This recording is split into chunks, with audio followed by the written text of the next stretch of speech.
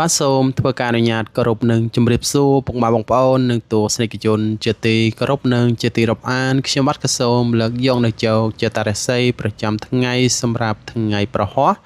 ទី30ខែកក្កដាឆ្នាំ2026ថាតើនៅក្នុងថ្ងៃថ្មីនេះដួងរាសីរបស់ពុកម៉ែបងប្អូនប្រែប្រួលទៅជាយ៉ាងដូចម្តេចនោះកុំឲ្យខាត់ពេលខាត់វេលាយូរនោះសូមអញ្ជើញតាមដានសន្តាប់ជាមួយនៅខ្ញុំបាទដូចតទៅបាទសម្រាប់អង្គអ្នកដែលកើតឆ្នាំជូតសូម comment លេខ222រួចធ្វើការ share បួងសួងយកលាភហើយរាសីរបស់អស់លោកអ្នកល្អជាមធ្យមនៅថ្ងៃនេះដំណើរជីវិតរបស់អស់លោកអ្នកពុំសូវល្អប៉ុណ្ណាក្តីប៉ុន្តែបើខិតខំព្យាយាមក្នុងកិច្ចការងារបន្តិចទៅជាការប្រពៃបំផុតការប្រកបកិច្ចការងាររបស់អស់លោកអ្នកមិនគួរបង្កទំនាស់ជាមួយនឹងអ្នកដទៃនៅក្បែរខ្លួននោះឡើយពីព្រោះថាផលអាក្រក់នោះតែងតែកើតមានដូច្នោះបើចង់ធ្វើអ្វីមួយជាមួយអ្នកដទៃគឺធ្វើថ្លង់ខ្លះទៅប្រសើរអ្នកប្រកបកិច្ចការងាររកស៊ីជួញដូរបើលោកអ្នកមានការខិតខំខ្លាំងហើយរវាសរវាងដៃជើងនោះលោកអ្នកប្រកាសជារកចំណូលចូលផ្ទះគ្រាន់គប់ប្រសើររីឯសម្ព័ន្ធភាពស្នេហាកំឡោះក្រមុំគឺមានភាពផ្អែមល្ហែមល្អចំពោះគ្នាប្រពៃបំផុតបាទសម្រាប់អង្គអ្នកដែលកើតឆ្នាំឆ្លូវសូម comment លេខ499រួចធ្វើការ share បួងសួងយកលាភហើយរាសីរបស់អស់លោកអ្នកឡើងខ្ពស់ត្រដែតការរស់នៅរបស់អស់លោកអ្នកថ្ងៃនេះមានភាពសុខដុមល្អប្រសើរហើយបើចង់ពឹងពាក់អ្នកដទៃឃើញថាក៏តែងតែសម្រេចជោគជ័យច្រើនផងដែរការប្រកបកិច្ចការងាររបស់អស់លោកអ្នកធ្វើអ្វីក៏ដោយតែងតែទទួលបានភាពជោគជ័យនិងហោចផុតជាផ្លែផ្កាគួរជាទីពេញចិត្តអ្នកប្រកបមុខរបររកស៊ីជួញដូរការជួញទីចិត្តឆ្ងាយមិនថារកផលកម្រៃអ្វីនោះឡើយលោកអ្នកតែងតែទទួលបានផលជាផ្លែផ្កាគួរជាទីពេញចិត្តរីឯការធ្វើដំណើរកម្សាន្តទីចិត្តទីឆ្ងាយគឺតែងតែមានសុខសុវត្ថិភាពទាំងពេលទៅនិងពេលត្រឡប់មកវិញចំពោះសម្ព័ន្ធភាពស្នេហាកំឡោះក្រមុំតែងតែមានភាពផ្អែមល្ហែមចំពោះគ្នាប្រពៃបំផុតបាទសម្រាប់អង្គអ្នកដែលកើតឆ្នាំខាលសូម comment លេខ333រួចធ្វើការ share បួងសួងយកលាភហើយរាសីថ្ងៃនេះស្រត់ចុះ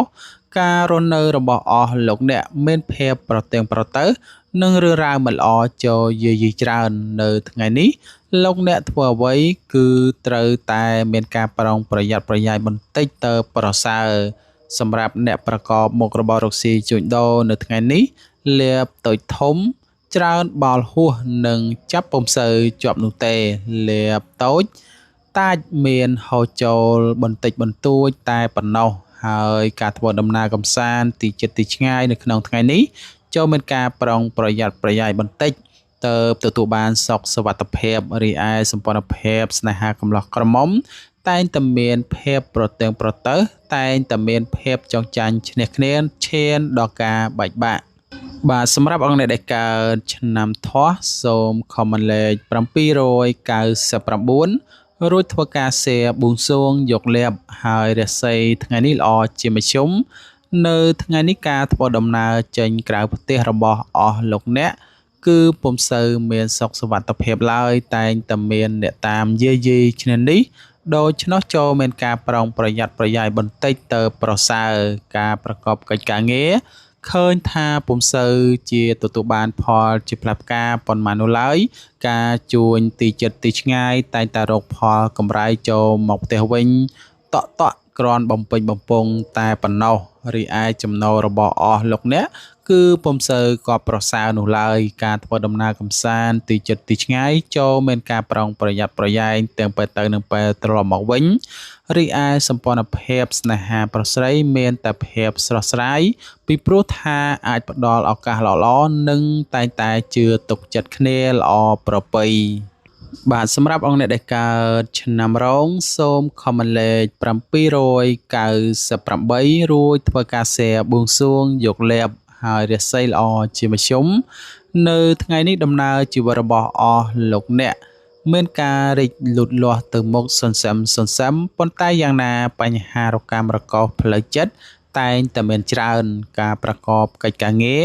ពុំមានអ្វីប្រែប្រួលផ្លាស់ប្ដូរគួរជាទីគាត់សម្គាល់នោះទេគឺដូចសពមួយដងសម្រាប់បើជាអ្នកប្រកបមុខរបររកស៊ីជួញដូរត្រូវបោះទុនអ្វីមួយមិនត្រូវបោះទុនដោយតក់ក្រហល់នោះឡើយប្រយ័ត្នជួបរឿងសួយអស់ប្រាក់កាក់ពីខ្លួនត្រូវមកដេកស្ដាយក្រោយហើយការធ្វើដំណើរកំសាន្តទីជិតទីឆ្ងាយគឺមានសុខសុវត្ថិភាពទាំងពេលទៅនិងពេលត្រឡប់មកវិញរីឯស្នេហាកំឡោះក្រមុំបើចង់ជ្រើសរើសគូស្រករពុំសូវល្អនោះទេប្រយ័ត្នជួបគូកម្មច្រើនជាងគូព្រេងបាទសម្រាប់អង្គអ្នកដែលកើតឆ្នាំអាសាញ់រាសីរបស់អស់លោកអ្នកគឺឡើងខ្ពស់ត្រដែតហើយលេខដែលនាំលាភសំណាងគឺលេខ999រួចធ្វើការសៀចេញយកលាភការរស់នៅរបស់អស់លោកអ្នកនៅក្នុងថ្ងៃនេះគឺពុំមានអ្វីចូលមកយាយីនោះឡើយហើយពេលនេះគឺតែងតែនាំសេរីសួស្តីរត់ចូលអស់លោកអ្នកគ្រប់ភារកិច្ចការងារតែម្ដងនៅថ្ងៃនេះផ្ដល់ផលល្អសម្រាប់អស់លោកអ្នកក្នុងការដំណើរកិច្ចការងារទីជិតទីឆ្ងាយតែងតែសហការជាមួយនឹងអ្នកដទៃគឺហុចផលជាផ្លែផ្កាគួរជាទីពេញចិត្តអ្នកប្រកបមុខរបររកស៊ីជួញដូរមិនថាលោកអ្នកជួញទីជិតទីឆ្ងាយនោះទេតែងតែទទួលបានផលជាផ្លែផ្កាគួរជាទីកប់ប្រសើរការធ្វើដំណើរទីជិតទីឆ្ងាយគឺទទួលបានសុខសុវត្ថិភាពទាំងពេលទៅនិងពេលត្រឡប់មកវិញរីឯស្នេហាកំឡោះក្រមុំមានភាពស្រស់ស្រាយនិងមានការចេះអត់ឱនឲ្យគ្នាល្អប្រពៃបាទសម្រាប់អង្គអ្នកដែលកើតឆ្នាំមមីសូមខមមិនលេខ168ហើយធ្វើការសេបួងសួងយកលាភហើយរាសីល្អជាមធ្យមនៅក្នុងថ្ងៃនេះដួងរាសីរបស់អស់លោកអ្នកគឺពុំសូវកប់ប្រសានោះឡើយគឺល្អជាមធ្យមម្លោះហើយកប់3មានការប្រុងប្រយ័ត្នប្រយែងបន្តិចទៅគ្មានបញ្ហាចត់ឡើងចំពោះអ្នកប្រកបកិច្ចការងារមិនថាជួញទីជិតទីឆ្ងាយតែងតែផ្ដល់ផលល្អសន្សឹមសម្រាប់អស់លោកអ្នកប្រកបមុខរបររកស៊ីជួញដូរនៅក្នុងថ្ងៃនេះការរកផលកម្រៃមិនត្រូវលោភលន់នោះឡើយបើពុំនោះទេប្រយ័ត្នបានបាត់ដៃត្រឡប់មកផ្ទះវិញរីឯការធ្វើដំណើរកំសាន្តទីជិតទីឆ្ងាយចូលមានការប្រុងប្រយ័ត្នប្រយែងបន្តិចទៅប្រសើរនិងសម្ព័ន្ធភាពស្នេហាប្រុសស្រីមានដំណើរការថយក្រោយនិងងាយមានចំនួនវិវាទឈានដល់ការបែកបាក់បាទសម្រាប់អង្គអ្នកដែលកើតឆ្នាំមមេសូមខមមិនលេខ598រួចធ្វើការសេបួងសួងយកលាភហើយរាសីរបស់អស់លោកអ្នកគឺល្អជាមធ្យមនៅថ្ងៃនេះលោកអ្នកឈានដល់ថ្ងៃថ្មីគឺមិនសូវកប់ប្រសើរនោះឡើយសម្រាប់ការជួញដូររកស៊ីទីជិតទីឆ្ងាយនៅថ្ងៃនេះគឺមិនផ្ដល់ផលល្អសម្រាប់អស់លោកអ្នកក្នុងការបំពេញកិច្ចការងារនិងដំណើរកំសាន្តក្នុងការតាក់ទងបញ្ហាប្រាក់កាក់និងបញ្ហាមុខរបរថ្មីចំពោះអ្នកប្រកបមុខរបររកស៊ីជួញដូរបើចង់បើកហាងថ្មីឬក៏ផ្លាស់ប្ដូរមុខរបររកស៊ីអ្វីមួយគឺពុំសូវជឿនលឿនទៅមុខនិងមិនសូវកប់ប្រសើរនោះទេការធ្វើដំណើរកំសាន្តទីជិតទីឆ្ងាយចូលមានការប្រុងប្រយ័ត្នប្រយែងបន្តិចទៅប្រសើររីឯសម្ព័ន្ធភាពស្នេហាកំឡោះក្រមុំបើលោកអ្នកពុំទាន់មានគូគប់អាចមានក្រុមមនុស្សភេទផ្ទុយគ្នាចាប់អារម្មណ៍ជាពិសេសអាចคล้ายទៅជាគូគប់ទៀតផងបាទសម្រាប់អង្គអ្នកដែលកើតឆ្នាំវក់សូមខមមិនលេខ689រួចធ្វើការសេបួងសួងយកលាភហើយរាសីរបស់អស់លោកអ្នកឡើងខ្ពស់ត្រដែតដំណើរជីវិតរបស់អស់លោកអ្នកបានផ្លាស់ប្ដូរមកល្អប្រសើរវិញហើយម្ល៉េះហើយនៅក្នុងរង្វង់គ្រួសាររបស់អស់លោកអ្នកមិនថាមានបញ្ហាអ្វីកើតឡើងនោះទេតែងតែអាចដោះស្រាយបានយ៉ាងឆាប់រហ័សការប្រកបមុខរបររកស៊ីតែងតែចាប់ផ្ដើមពីបាតដៃទទេរហូតឈានដល់ការសម្រេចបានគោលដៅធំនិងអាចទទួលបានផលជាផ្លែផ្កាគ្រាន់ជាទីកក់ក្ដៅ អ្នកប្រកបអាជីវកម្មកិច្ចការងាររកស៊ីជួញដូរទីជិតទីឆ្ងាយអាចប្រមូលភោគផលចូលផ្ទះវិញបានគួរជាទីគាប់ចិត្តសម្ព័ន្ធភាពស្នេហាកំឡោះក្រមុំនៅក្នុងថ្ងៃនេះមិនថាមេម៉ាយពោះម៉ាយក្តីតែងតែមានភាពផ្អែមល្ហែមនិងស្រស់ស្រាយចំពោះគ្នាប្រពៃបំផុតបាទសម្រាប់អង្គអ្នកដែលកើតឆ្នាំរកាសូមខមមិនលេខ998រួចធ្វើការសៀបួងសួងយកលៀបហើយរាសីរបស់អស់លោកអ្នកឡើងខ្ពស់ត្រដែតនៅក្នុងថ្ងៃនេះជាអូនរបស់អស់លោកអ្នកឡើងខ្ពស់ហេតុនេះផ្ដល់ផលល្អសម្រាប់អស់លោកអ្នកក្នុងការធ្វើអ្វីមួយតែងតែទទួលបានផលជាផ្លែផ្កាត្រឡប់ចូលផ្ទះវិញគួរជាទីកក់ក្ដៅបើលោកអ្នកចង់ប្រកបកិច្ចការងារអ្វីមួយឃើញថាពុំសូវជាមានឧបសគ្គតូចធំចូលមករារាំង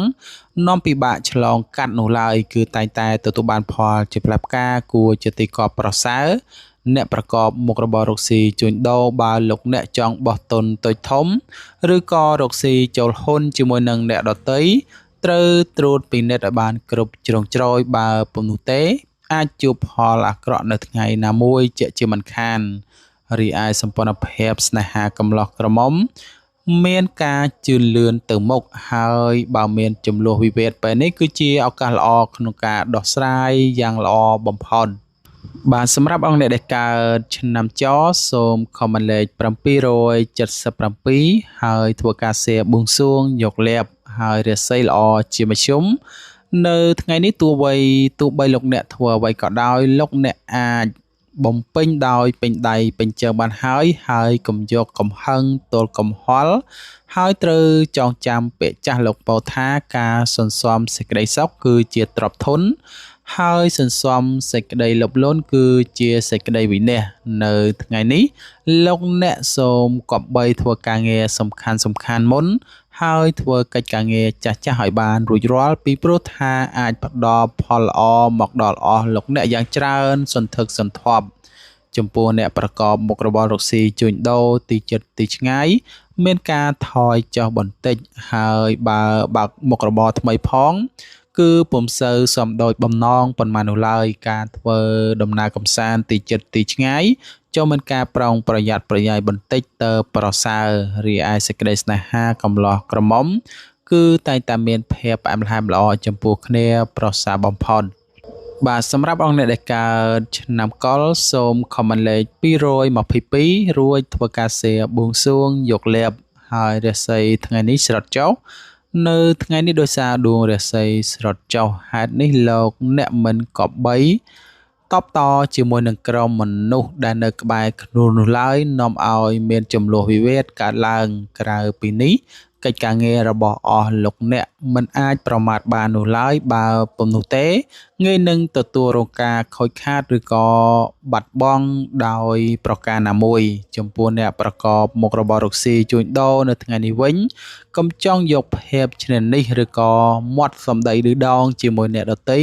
ព្រោះងាយនឹងមានចំនួនវិវាទកើតឡើងជាងសពមួយដងរីឯការធ្វើដំណើរកម្សាន្តទីជិតទីឆ្ងាយចូលមានការប្រុងប្រយ័ត្នប្រយែងបន្តិចទៅប្រសើររីឯសម្ព័ន្ធភាពស្នេហាកំឡោះក្រមុំ